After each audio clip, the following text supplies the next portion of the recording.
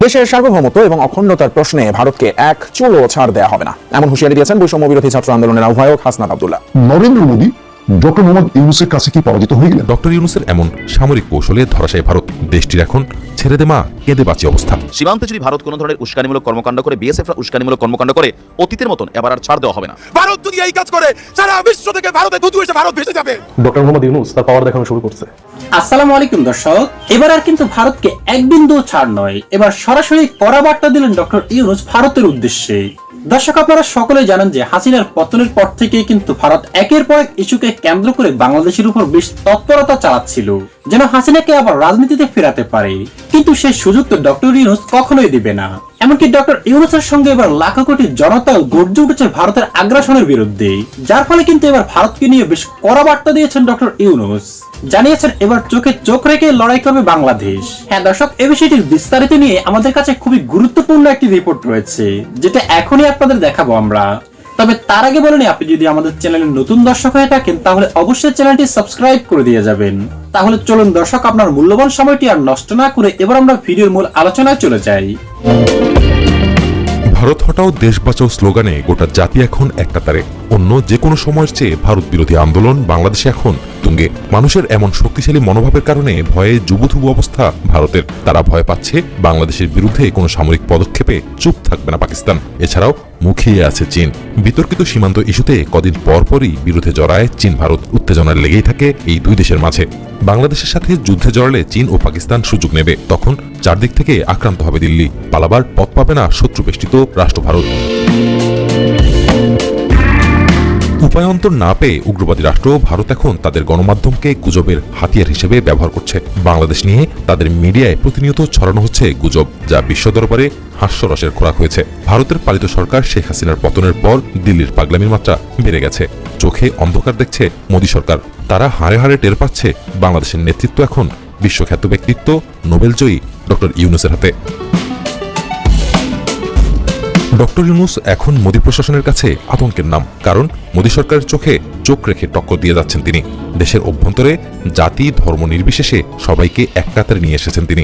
রাজনৈতিক বিভেদ ভুলে ডক্টর ইউনূসের নেতৃত্বে জাতীয় ঐক্যের ডাক দিয়েছে বিএনপি জামায়াত সহ দেশের ডানবাম রাজনৈতিক দলগুলো।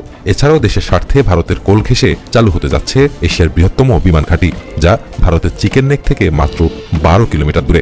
বিমান ঘাঁটিটি চালু হলে দাদাগিরি মুখ থুবড়ে পড়বে ভারতের। তাই ভারত ভাঙার আশঙ্কায় আছে মোদী প্রশাসন। ডক্টর ইউনূসের এমন সামরিক কৌশলে ধরাশায়ী ভারত, দেশটির এখন ছেড়ে দে মা কেঁদে বাঁচি অবস্থা।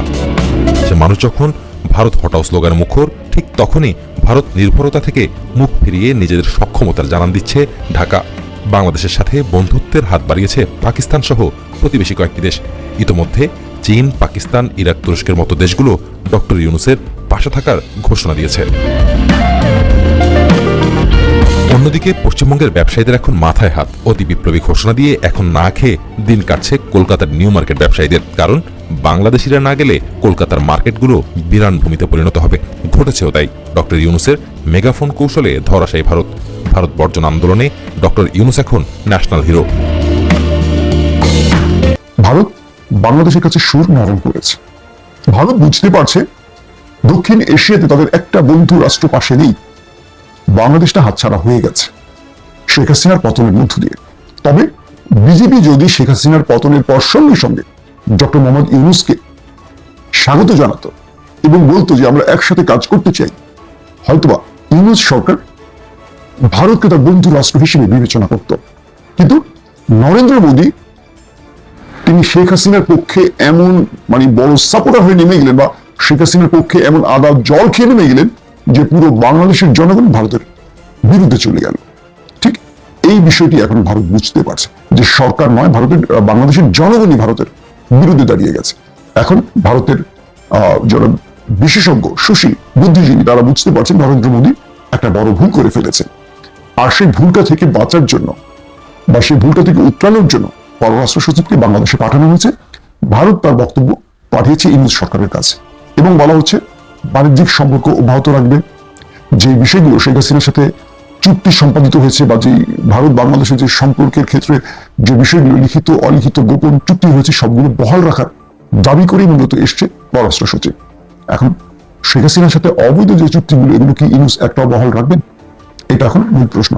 আর দ্বিতীয় যে বিষয়টি, চীন এবং পাকিস্তান সহ অন্যান্য দেশ বাংলাদেশে শক্তিশালী হচ্ছে, সেটা বাণিজ্যিক ভাবে হচ্ছে, সেটা সামরিক ক্ষেত্রে হচ্ছে, বিভিন্ন ক্ষেত্রে হচ্ছে, যেটা 15 বছর ভারত এককভাবে তার পক্ষে রেখেছিল। এখন ভারত হয়ে গেছে ভিলেন, আর বাংলাদেশের বন্ধু হয়ে গেছে চীন, পাকিস্তান, তুরস্ক বা আদার্স কান্ট্রিগুলো। ভারত এখানে আবারও তার অবস্থান শক্ত করার জন্য এই বৈঠকটি করেছে সচিবের মাধ্যমে। সবকিছু মিলে ভারত শেষে এসে মানে বুঝতে পেরেছে যে তারা শেখ হাসিনার পক্ষ অবলম্বন করতে গিয়ে অনেক বড় ভুল করে ফেলেছে, যে জন্য এখন তারা বাংলাদেশকে আর বন্ধু রূপে ফেরত পাচ্ছে না। বাংলাদেশ তাদের কাছে একটা শত্রু রাষ্ট্র হয়ে যাচ্ছে। এখন নরেন্দ্র মোদী তার সুর নরম করেও ডক্টর ইউনূসের সাথে পারবেন রাজনীতির এই পাষাণ দান পাল্টে দিতে? আমার মনে হয় পারবেন না। কারণ চীন পাকিস্তান শক্ত অবস্থানে চলে গেছে বাংলাদেশে, আর ভারত বাংলাদেশের বিরুদ্ধচারণ এমন ভাবে করেছে যেটা বাংলাদেশের মানুষ, রাজনৈতিক নেতা কেউ সঠিক মানে ভালোভাবে গ্রহণ করেনি। আর এখানে ডক্টর ইউনূস একটা চাপে থাকবেন, কারণ এই মুহূর্তে জনগণের বিরুদ্ধে গিয়ে তিনি কোনো কাজ করতে চাইবেন না। আর যেহেতু ছাত্ররা নতুন কোনো রাজনৈতিক দল গঠন করবে, তারা ভারত বিরোধিতাকেই সামনে রেখে তাদের জনপ্রিয়তাকে বৃদ্ধি করতে চাইবে। সবকিছু মিলে নরেন্দ্র মোদী ডক্টর মোহাম্মদ ইউনূসের কাছে কি পরাজিত হয়ে গেলেন? চলে সবগুলো খবর একসাথে দেওয়ার চেষ্টা করছি। অর্থাৎ পুরো ভারতবর্ষের নরেন্দ্র মোদী যেভাবে হিন্দুদের খেপিয়ে বারবারই তিনি ক্ষমতায় বসলেন, ঠিক সেই কাজটা এবার শুভেন্দু অধিকারী করতে চেয়েছেন বাংলাদেশকে মাথায় রেখে। কিরকম? দেখলাম যে প্রত্যেকেই বলছেন পশ্চিমবঙ্গে আগামীতে মমতাকে হটিয়ে বিজেপি যাতে ক্ষমতায় বসতে পারে, সেই জন্য বাংলাদেশকে ট্রাম্প কার্ড হিসেবে ব্যবহার করতে চান শুভেন্দু। শুভেন্দুকে একজন সাংবাদিক প্রশ্ন করেছেন যে বাংলাদেশে হিন্দু নির্যাতন হচ্ছে, কটা খবর আপনি জানেন, আমাদেরকে বলেন। একটা খবর তিনি বলতে পারেনি। তিনি বলছেন টিভিতে দেখেন। তার মানে তিনি একটা মিথ্যাবাদী নেতা, এটা ক্লিয়ার। আসেন এখন আসি আমি দ্বিতীয় প্রসঙ্গে। আমাদের দেশে এসছেন গতকালকে ভারতবর্ষের পররাষ্ট্র সচিব।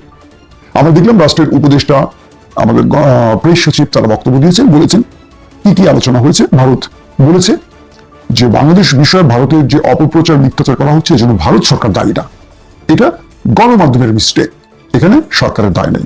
কিন্তু প্রত্যেকটা গণমাধ্যম যারা মিথ্যাচার করছে এরা কিন্তু বিজেপি নিয়ন্ত্রিত, বিজেপি মালিকানাধীন টেলিভিশন।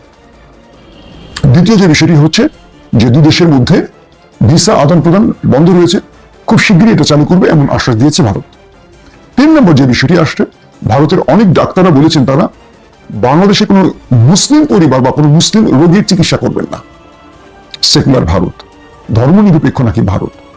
আবার খেয়াল করেন তথ্যটা কি, ভারতের অনেক ডাক্তাররা ঘোষণা দিয়েছেন তারা বাংলাদেশ থেকে যেসব রোগীরা ভারতের চিকিৎসায় যায় তাদের মধ্যে যারা মুসলিম তাদের চিকিৎসা করবেন না। আবার অনেক হোটেল মালিক বলে দিয়েছেন যারা মুসলিম তাদেরকে হোটেলে আশ্রয় দেবেন না। এবার আসেন ভারতের মূল চরিত্রের জায়গাটা কোথায়। ভারত এমন একটি দেশ যারা সংখ্যালঘুদের উপর সর্বাধিক আক্রমণ করে, আমার কথা না, জাতিসংঘের বক্তব্য। আর সেই দেশ আমাদেরকে বলছে আমরা নাকি সংখ্যালঘু নির্যাতন করি, যার একটা ঘটনাও সত্য না, সবগুলো মিথ্যে খবর। এবং সেই মিথ্যে খবর দিয়েই তারা জাতির কাছে মিথ্যাবাদী প্রমাণ হয়েছে। ফেসবুক, মেটা, তাদের যে সিস্টেমগুলো, প্রত্যেকটা সিস্টেমে দেখা গেছে ভারতবর্ষ মিথ্যাচার বা প্রোপাগান্ডার দিকে নাম্বার 1 পজিশনে রয়েছে। ফ্যাক্ট চেকিং যে সিস্টেমগুলো ব্যবহার করা হয়েছে, এগুলো বড় বড় গণমাধ্যমে এসছে যে বাংলাদেশ নিয়ে সাম্প্রতিক ভারত যতগুলো সংবাদ করেছে তার অধিকাংশ মিথ্যে। সোশ্যাল মিডিয়ায় যে খবরগুলো ভাইরাল করা হচ্ছে অধিকাংশ মিথ্যা। সীমান্তে বিএসএফ কে মোকাবেলা করতে প্রস্তুত থাকতে বললেন বিজিবিকে আমাদের স্বরাষ্ট্র উপদেষ্টা। গুড, আমরা এমন একটা বাংলাদেশের চাই। সত্যি আপনার বুদ্ধি হওয়ার পরে কি আপনি দেখছেন কখনো ইন্ডিয়ার বিরুদ্ধে এভাবে কথা বলতে? আমি দেখি নাই। আই থিঙ্ক স্বাধীনতার পরে, স্বাধীনতার 53 বছরে কেউ এমন বাংলাদেশ দেখে নাই যেটা আমরা বর্তমানে দেখতেছি, যেভাবে ইন্ডিয়ার বিরুদ্ধে অবস্থান নিচ্ছে, এটা আমরা দেখি নাই। আপনার কি মনে আছে এই কিছুদিন আগেও আপনার শেখ হাসিনা পালানোর আগে আমাদের সীমান্তে এক ভাইকে গুলি করে মেরে ফেললো বিজেপি সদস্যকে, মনে আছে? যশোরে মেবি বিএসএফ এর সদস্যরা গুলি করে মারছিল, মনে আছে? ফেলানিকে তার কাটায় জয় রাখলো, সেটা নিয়ে কোনো কথা কিচ্ছু হয় নাই। প্রতিনিয়ত বিএসএফ আমাদের মানে বাংলাদেশের গুলি করে মারতেছে। ওরা বলছে একটা পাখিও যেন উড়ে না যাইতে পারে। দেখেন, কিন্তু বাংলাদেশে যে ইন্ডিয়ানরা আসে, কখন তাদেরকে মারা হয়? গুলি করে মারছে এমন দৃষ্টান্ত আছে?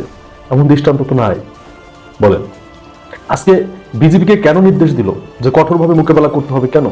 ওরা বলতেছে সীমান্তে 35,000 সৈন্য নিয়োগ দিচ্ছে বেশি, বিজেপি বিএসএফ মোতায়েন করছে বেশি।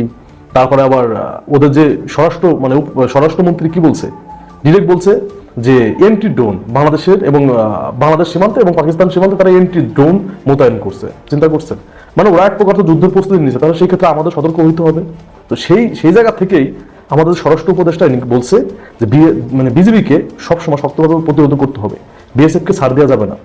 আপনারা কিছুদিন আগে একটা ঘটনা দেখছেন, ইন্ডিয়ার 11 জন বাংলাদেশে অনুপ্রবেশ করে, ওদের কিন্তু গুলি করে না একজনকেও, ওদেরকে গ্রেপ্তার করে পুলিশের হাতে সোপর্দ করছে, দেখছেন না আপনারা? আমরা তো কারো গুলি করে মারতেছি না, ইন্ডিয়ার তো নিয়মিত মানুষ মারতেছে, আমাদের বাংলাদেশের গুলি করে পাখির মতো গুলি করে মারতেছে, বাঙালিরা তো ইন্ডিয়ানদের মারতেছে না। এখন তোমরা উস্কানি দিবা আর সেটা আমরা চুপচাপ সহ্য করবো, সেটা তো হবে না। তোমরা উস্কানি দিলে, তোমরা প্রস্তুতি নিলে, আমাদেরও সেই প্রস্তুতি নিয়ে রাখতে হবে যাতে আমরা মোকাবেলা করতে পারি। এটা তোমরা ভালো করেই জানো যে তোমরা যুদ্ধ করে সীমান্তে আমাদের যে মানে যদিও এই লাস্ট 15.5 বছরে মানে মাজা ভেঙে দেওয়া হয়েছে আমাদের সামরিক বাহিনীর, তারপরেও এত সোজা না আমাদের যে বিজিবি, এদের সাথে পেরে ওঠা এতটা সোজা না। শেখ হাসিনা যদিও আমাদের বর্ডারটাকে নরমাল করে রাখছিল, কিন্তু এখন এরা বাঘের গর্জন দিচ্ছে। কিছুদিন আগেও তো আপনার বিএসএফ এর সৈন্যরা করতে গেছিল, তার টানাইতে গেছিল, ওইটা বাধা দিয়ে দিয়েছিল বাংলাদেশ বিজিবি, দেখেন না? এইভাবে কঠোরভাবে প্রতিহত করতে হবে প্রতিটা সেক্টরে, তারপরে বিমান, তারপরে হচ্ছে বিজিবি, সেনাবাহিনী, সবাইকে এইভাবেই বলে দিতে হবে যে ইন্ডিয়াকে বিন্দুমাত্র ছাড় দেওয়া যাবে না, বিন্দুমাত্র ছাড়ের প্রশ্নই আসে না। বাংলাদেশের জনগণ এদের সাথে আছে, বাংলাদেশের জনগণ যেসব সিদ্ধান্ত নিয়েছে এই সব সিদ্ধান্ত পজিটিভ দেখতেছে। কারণ ইন্ডিয়া শুধু আমাদেরকে মারবে, আমরা কিছু বলবো না, সেটা তো হবে না। কিছুদিন আগে ঘটনাটা বললাম যে একজন ভাইকে, আমি যদি ভুল না বলে, আলামিন নাম ছিল, মানে বিজেপি সদস্য, শেখ হাসিনা একটা কথাও বলে নাই, আমাদের পররাষ্ট্র মন্ত্রণালয় থেকে একটা কথা উচ্চারণ করে নাই, এটা নিয়ে কথা উচ্চারণ করছিল, করে নাই। একজন বিজেপি সদস্যকে বিএসএফ গুলি করে মারছে, এটা নিয়েও কোনো কথা হয়নি, চিন্তা করছেন? শুধু এটুকুই বললাম। তো যেভাবে যে অবস্থানে বর্তমান আছে ডক্টর মোহাম্মদ ইউনূসের সরকার, এই অবস্থানে থাকতে হবে, তাহলেই ইন্ডিয়া সোজা হয়ে যাবে, তারের মতো সোজা হয়ে যাবে। তো দর্শক, ভিডিওতে আলোচিত বিষয়গুলি শোনার পর আপনার কি মনে হয়েছে কমেন্ট করে জানিয়ে দিন আপনার মূল্যবান মতামতটুকু, কারণ আপনাদের মতামতটুকু আমাদের কাছে খুবই গুরুত্বপূর্ণ।